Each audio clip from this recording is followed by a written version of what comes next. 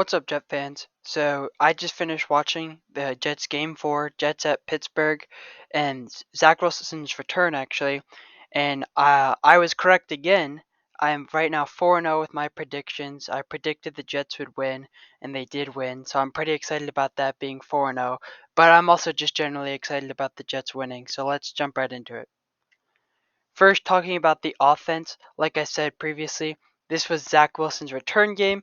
Um, and I would say he played really well. Just talking about the offense, early on, I think they ran a lot, and I think they do that a lot in lots of games, and that kind of puts them behind. You can't really do that in the modern NFL.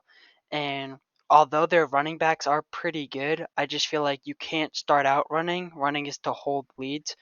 Um, but maybe they did this to get Zach Wilson to acclimate well, but I would say they do that with Joe Flacco, so I don't really think that excuse holds up. But who knows? Um, Anyways, the also once again on a negative note, the O line was just pretty bad, and Max Mitchell getting injured, the rookie, probably doesn't help things. Zach Wilson had to scramble a lot, something Joe Flacco can't really do. And I would say Zach Wilson did look good at scrambling. He was pretty good at it, definitely compared to Joe Flacco. So that was exciting to see, and he just had to scramble for his life.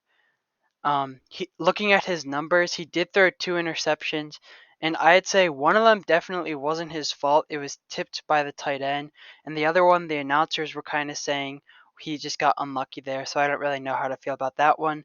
So he did throw a couple interceptions, but he did also get a touchdown, and he caught a touchdown as well, which was pretty good. And just talking about his wide receiver choices, it was very interesting to watch. Zach Wilson seemed to favor Elijah Moore and Corey Davis, especially over Garrett Wilson, who's kind of been popping off recently. He went quiet in this game, and this could be attributed to maybe Zach Wilson is just more familiar with these two guys. And these two guys did have pretty big games, so you can't really complain what they did. It's just interesting to see that Garrett Wilson kind of disappeared. When he did catch the ball, he looked really good. He got a lot of run after catch yards. But it was just interesting to see his choice of who he was throwing to. And I'd say with Joe Flacco, Corey Davis kind of did disappear. And now with Zach Wilson, Corey Davis had a return game, but now Garrett Wilson is kind of disappearing. So we'll see what happens there. And now to go on to the defense, as to start, I was paying attention to the third down situation because apparently the Steelers were really bad at third down for offense, and the Jets defense, watching them, they were really bad at third down for defense. Um, and I would say definitely this game in particular, the Jets defense kind of won that matchup. The Steelers offense really couldn't do that much on third down, and the Jets defense finally did look uh, a lot better on third downs, where normally they would do really good on first down, really good on second down, and then give up the third down. In this game, they kind of were able to still hold up the Steelers' offense on a couple third downs. And obviously, the big story was Kenny Pickett coming in the game. And to start out with, it almost reminded me of the Baker Mayfield game when the Jets lost to the Browns after they injured Tyrod Taylor. And then Baker Mayfield came in and kind of destroyed them. And that happens a lot with rookie quarterbacks where teams really don't have tape on them and film on them and they're not really game planning for them. But for Kenny Pickett, he looked pretty good, and then eventually the Jets defense were able to stop them, which was pretty good to see. And obviously that helped them get the win.